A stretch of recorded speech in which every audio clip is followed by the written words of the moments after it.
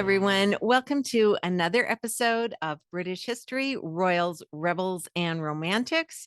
And welcome also to Women's History Month. So, we'll be looking at some historic women this month. And I thought it would be a great time to start with one of my favorite women of British history and French history, as it turns out, Eleanor of Aquitaine.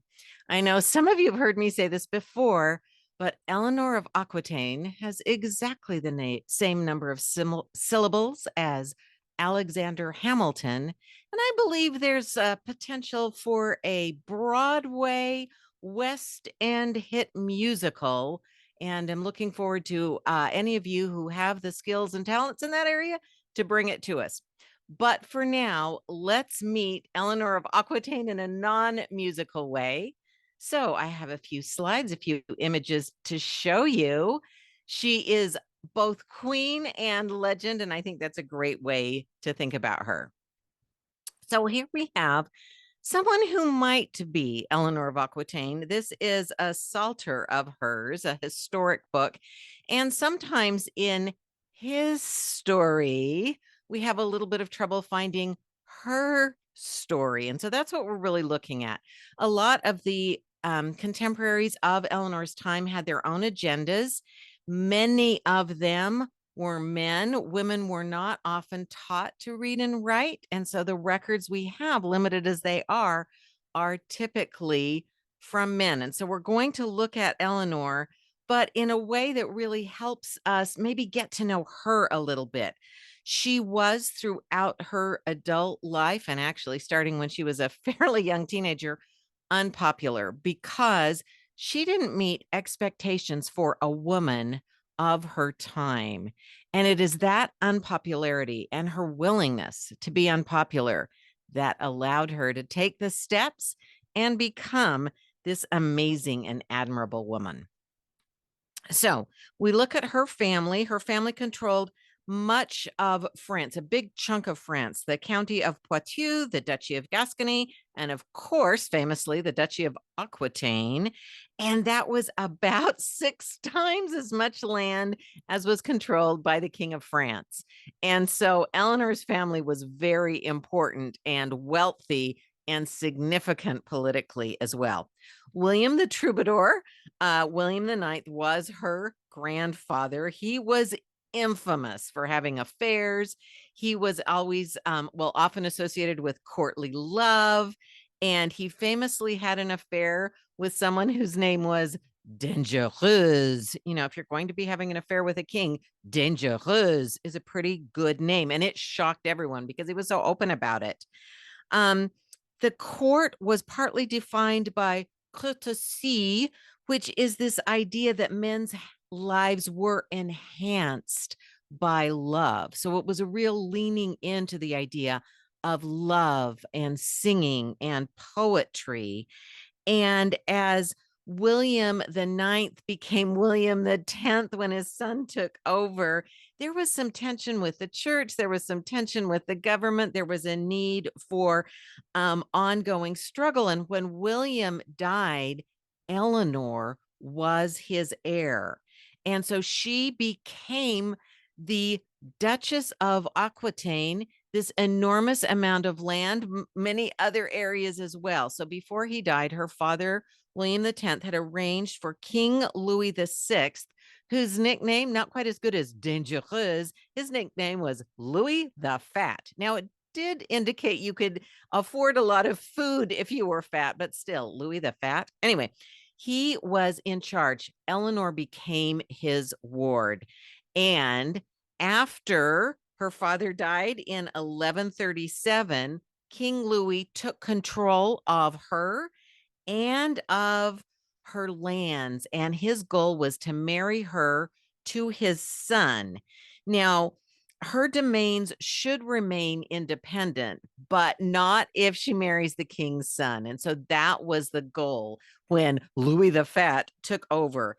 And so the idea of the king was if he could unite his son with Eleanor, he would then be king of enormous lands. And as the battle for true control of France was ongoing, this would be a huge thing for him. Now, his son Louis was not intended to be the heir. He was the second son, but his elder brother died, which often happens. We find in history the elder brother, it's always good to have an heir and a spare. So Louis became the heir. Louis was a very pious young man. He had always intended to be in the church. He wanted a career in the church. He was not as interested in a career in being king and ruling as he had been in a career in the church. And so they weren't really a great match. Eleanor was 13 when they were married. Louis was 17.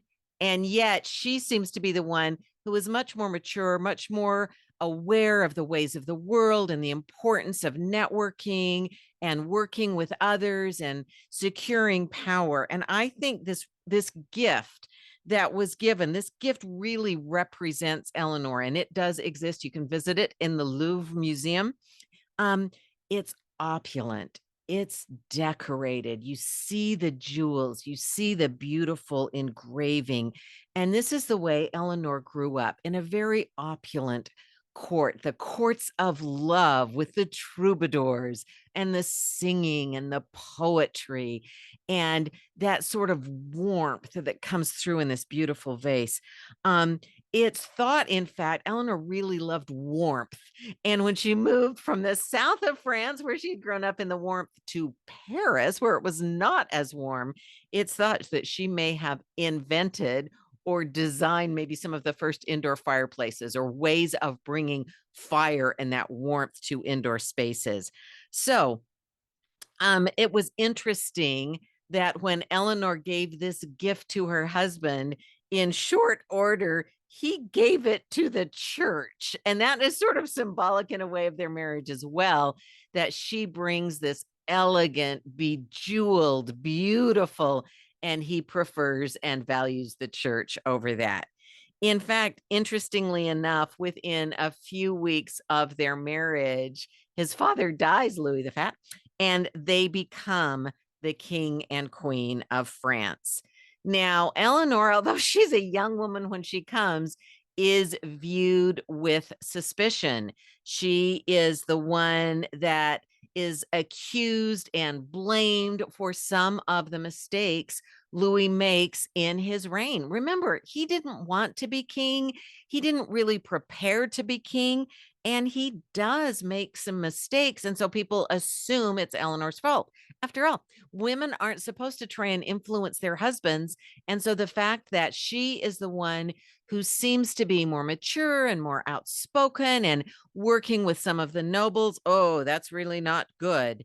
And she does exercise some influence on behalf of her sister and try and sway some decisions toward her sister, and sort of a scandalous marriage there. And that leads to some warfare, and Louis makes some bad decisions there. And again, Eleanor is blamed, even though he's the king and he's the one making decisions. In the victory at Vitry, a number of innocent people are massacred. And so even though Louis is victorious, it's a terrible blight and he feels very guilty. And for that reason, he's very happy to go on crusade as penance for that. So he has the idea he's going to go on one of these. He's going to participate in this first crusade from the French perspective. So this is the first time France is going to be involved in the Crusades, and he's expecting success. And so he turns to Eleanor and he wants from her, he wants troops, he wants money. After all, Aquitaine, very wealthy, and all of those lands of hers. But in fact, she decides, well, if my forces are coming and my money's coming, I think I'll come too. Now, this was shocking at the time, that the wife of the king, the queen, would expect to go on a crusade. That is not a place for a woman.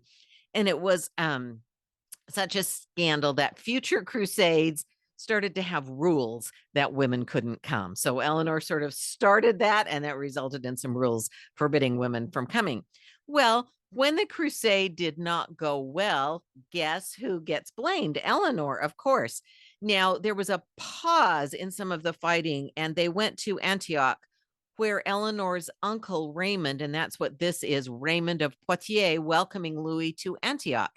And so there's this moment where they go to Antioch, and this is just an oasis for Eleanor. It's her family, it's people she knows. It's very much like the court she grew up in. And she wanted to stay in Antioch and work with Raymond. Raymond asked Eleanor and Louis to stay with him and to sort of pursue the Crusades through him and through another direction. And Louis said, no, we are on our way to the Holy Land. And he really forced Eleanor to go with him. Eleanor wanted to stay, and the fact that she was known to have defied the king and wanted to stay, he insisted she go, and she did eventually go with Louis. But the fact that she was so outspoken about disagreeing with him, of course, turned into rumors that she was having an affair with her uncle. So sexuality was used against her. Oh, if she's disagreeing with her husband, she must be having an affair with somebody. So we see that used. And when they get to the Holy Land, it doesn't go any better there. Louis is not really well equipped to lead troops in battle, and it doesn't go well. On their way back, as he's soon to become her ex-husband, they do make an attempt on their way back to France after this failed campaign in the Holy Land. They visit Pope Eugene III, and he blesses them. And one of the sticking points in the marriage between Eleanor and Louis is that she has had daughters and not sons. And this could be a reason for her husband to put her aside. But the Pope says, oh, no, no, no, stay together. I will bless your marriage bed. You will have a son. Well, interestingly, after the Pope blesses their marriage bed, Eleanor does get pregnant again, but she gives birth to another daughter. And so in 1152, the French bishops, declare their marriage to be invalid.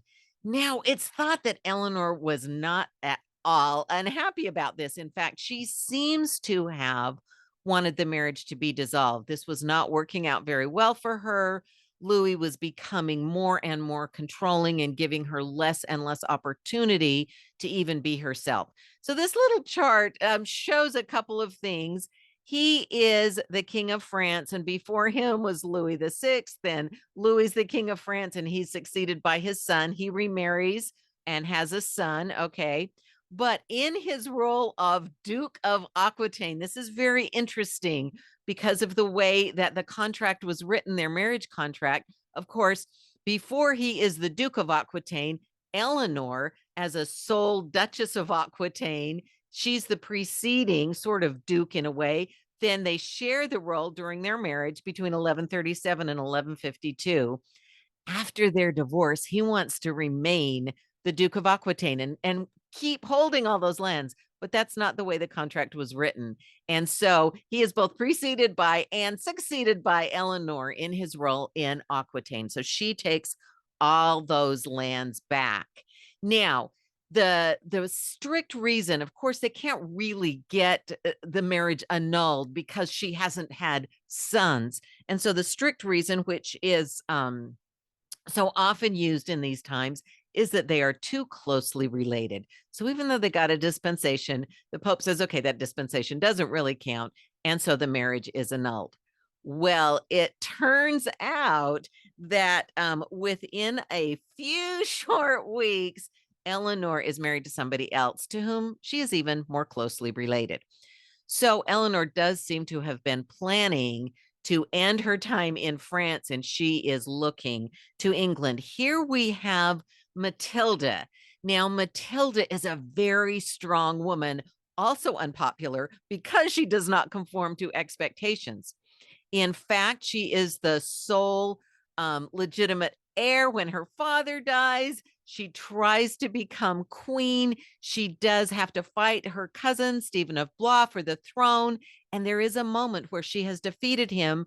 She attempts to go to London and be crowned in Westminster Abbey, but it turns out she is perceived as being too proud, too forceful, behaving in unladylike ways, as you might do if you're fighting for the throne. And so they refuse to crown her. Her son, Henry, continues to fight for her behalf and eventually succeeds Stephen as King of England. Well, this is the Henry before he becomes king that is married to Eleanor of Aquitaine. And it is arranged within 8 weeks of the dissolution of Eleanor's marriage to Louis. And so it really does seem like some processes were already in play for it to happen that quickly. Louis is furious, and we begin to have battles and competitions and a lot of anger between France and England, specifically between Louis and Henry, Eleanor's two husbands, the ex and the current, for a long time. And we'll see their children have very interesting relationships as well. Now, this is important because here's where we get the Plantagenet dynasty really starting. And so we look to this new husband of Eleanor. He is not king when she marries him, but within just a few years, there he is, king, and she is crowned queen consort again. So she has been crowned queen consort of France, and now she is crowned queen consort of England. The other thing this means is all those lands in France now, through her marriage to Henry II, become English lands. And so let's take a look. The areas in pink, Poitou, La Marche, Aquitaine, all of these lands in Aquitaine, and see England is pink as well. Well, there you go.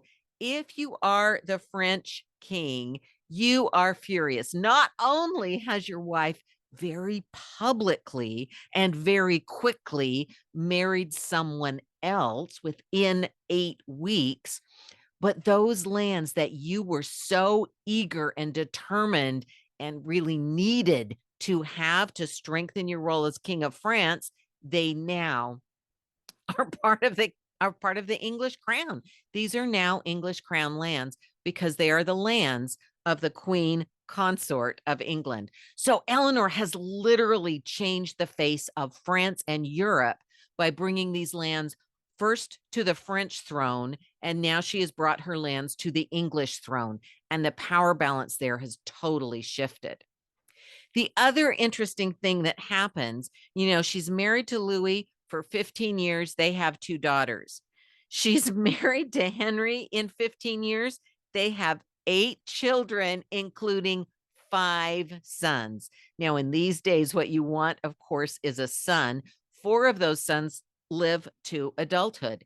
So she more than fulfills her responsibility as Queen Consort of England. She is older than Henry II, but they seem to, at least in the first part of their reign, get on very well. So her children, and you can follow along these images here. William,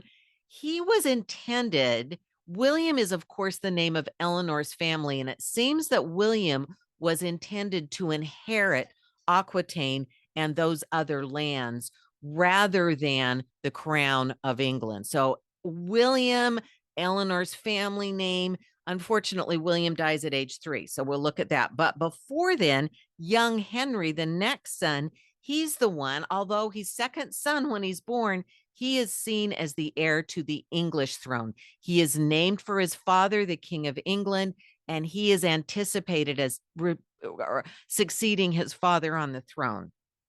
Then you have Matilda, and then you have Richard. Now, Richard is quite possibly Eleanor's favorite son. It's certainly often shown that way. She, after William dies, she becomes the one Eleanor prepares and looks to inherit Aquitaine and her lands. Then you have Geoffrey, then Eleanor, named for her, Joan, and finally John, who becomes King John. So this is an enormously important dynastic family, the family of Henry and Eleanor. And it's really interesting because they both seem to anticipate their children will split up England and Eleanor's Aquitaine and other French lands. It's not what happens, but that seems to be what's anticipated. Now, there are troubles as they're building this empire. It, of course, is not popular everywhere. There are troubles between the two of them. They're both very outspoken, very powerful personalities. As Henry goes off to fight wars, Eleanor is regent in England again early in their reign. They really do make a good team. Louis of France now has a son, and so now he's fighting for more control of some of those French lands. Um, Henry, after a while, is on a collision course with his own church because of his relationship with Thomas Becket, who becomes Archbishop of Canterbury. And so that's not going very well. After William dies, King Henry really leans into his son, who is called Young Henry. And Henry decides he wants his son crowned as the young king, which means there are two kings of England. Eleanor is opposed to that. She doesn't think it's a good idea, but that's what Henry wants. He wants the succession to be very clear. So he is the king, but he also has his son as the young king. So you see Eleanor having influence in some ways. In some ways, Henry's doing things that she thinks could cause problems, and she's right. They do. Now, in the court of Henry and Eleanor, things go well, but as a younger husband, Henry believes he is entitled to have all kinds of affairs and to, get his jollies in any way he can. The most notorious of his affairs is with Fair Rosamond. Rosamond is his very public mistress. He brings her to court.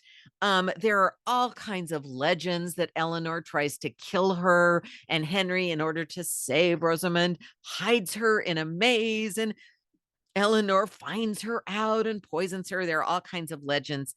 She may not really have expected fidelity from Henry, but she probably didn't expect to be so publicly humiliated by his clear preference for a mistress. So they come to some sort of an agreement, and it is decided that Eleanor will leave the English court, but they seem to be on very good terms. Henry takes her to Poitiers, where she sets up her own court. She is ruling her lands in France on her own, and she spends all kinds of time there, and her son Richard comes to be with her. Remember, she has her eye on Richard to take over. And so while she's there from 1168 to 1173 in Poitou, there are some rumors of these courts of love that she sets up with her daughter Marie, who comes over, and perhaps courtly love is being examined, and they are looking into that. But at the same time, Eleanor is establishing herself as the Duchess and as, in some ways, a regent in Poitou and in Aquitaine, and setting up Richard to take over. And so you see Eleanor and Richard co-signing some documents. You also see Henry inviting Eleanor still to participate with him in some official business back in England. So she does travel back and forth. So during this period of time, there is a lot going on. There are a number of public events where Eleanor and Henry are seen together. They put on a public front, even though at other times he's with Rosamond and she goes to her land in France with Richard. Now, the idea of courtly love, and this sort of evolves into this image again. There's a thought that she grew up with the troubadours. She grew up in this idea that men are bettered by being in love and by having an unavailable mistress. And so these legends of courtly love do come out of this time, the idea of chivalry and fighting for the honor of the woman you love, fighting for the honor of your queen. All of these ideas of courtly love are associated with Eleanor. There's also supposedly an Arthurian legend and a prophecy associated with Eleanor that she will have her greatest influence in her third nesting. That's the quote they use, third nesting.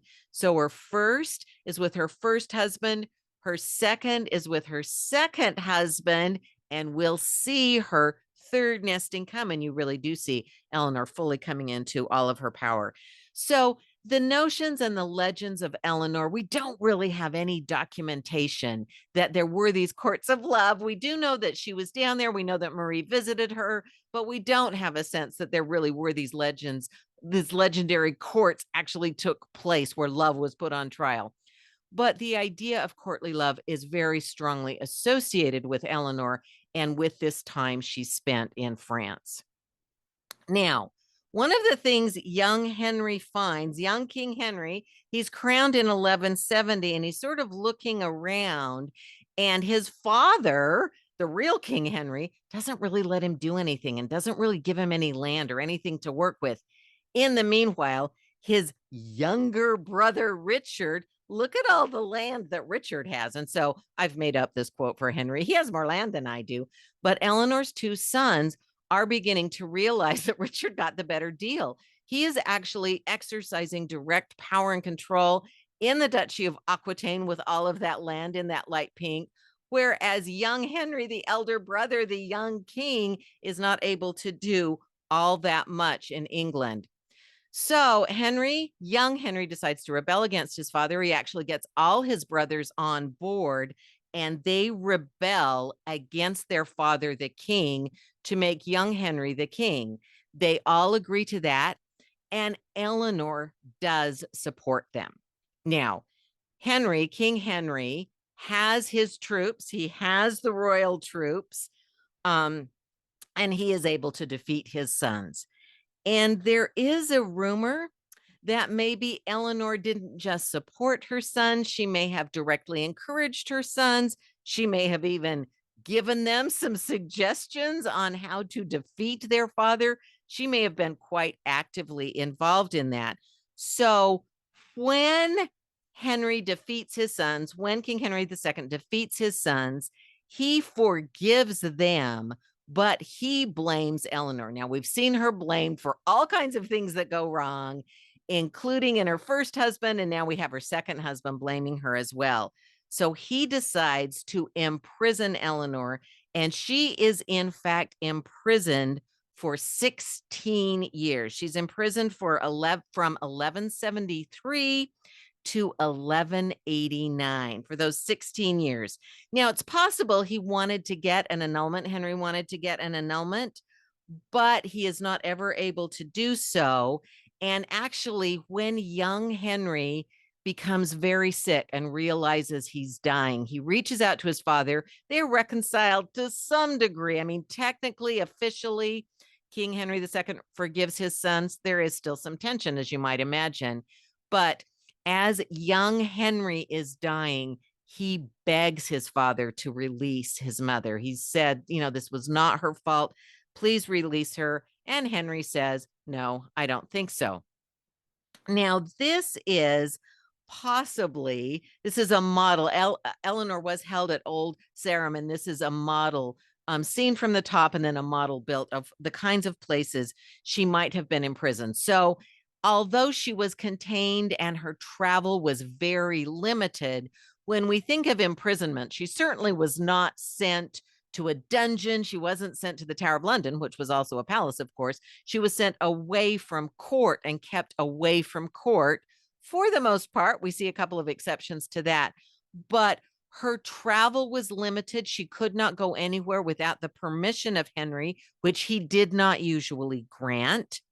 And she was only allowed to have the kind of life that she enjoyed with a lot of people. She loved celebrations. Remember, she grew up in that time of the troubadours and dancing and singing and poetry. And that's what she loved when she went to visit her uncle. She really loved that. And so being excluded from that was difficult for her and did feel like an imprisonment of sorts. She was moved around. She didn't spend all her time here. She was moved around to various places. Now, there was a Christmas Court. This is one of my favorite movies, historical movies. One of the first ones I saw, The Lion in Winter, which is sort of about Eleanor of Aquitaine and Henry II. It's really a great movie. And it takes on the idea, it sets a Christmas court in 1183, and it has Eleanor arrive, and the two of them are bantering, and all of their children are sort of awful in this movie. And the French king's son comes to visit. It's just really quite exciting. But there really was a Christmas court, not in 1183, but in 1182, where Henry did have Eleanor join him and put on a display of sorts of unity, bringing her to his court, setting her up as queen. They are still married. She is still queen consort. So the movie is sort of based on something real. Of course, there are a lot of inaccuracies, but it is loads and loads of fun. If you haven't seen it, I know it was remade. This is my favorite version, but it is a great idea. And that idea, that notion that although she'd been in prison, he does reach out and bring her to a Christmas court, that much of it is true. When Henry dies, Richard becomes king. So his first brother, William, has died. As I mentioned, young Henry, young King Henry, becomes very ill and dies before his father. So Richard becomes his father's heir. Richard, who has spent all that time in Aquitaine, who was Eleanor's seemingly favorite son, certainly the one that she has with her. It's Richard, and Henry doesn't necessarily want Richard to succeed him, but he really doesn't have any choice. And one of Richard's the very first official act he takes is to set his mother free. And this is when we really see that third nesting I mentioned of Eleanor's, because it is in the reign of her son, Richard, that Eleanor really achieves the greatest autonomy. She is a widow now. She was kept quiet in some ways during the marriage to her first husband. Louis really tried to control her. In her marriage to her second husband, started well, but by the end, she is literally imprisoned by her second husband. But in the reign of her son, Richard, Eleanor really is acting regnant, acting regent, acting monarch in England for much of the time. Although Richard has an image and a legend, Richard the Lionheart, it turns out that he spent very little time in England running the show. And the person really ruling in England on his behalf, but it was Eleanor.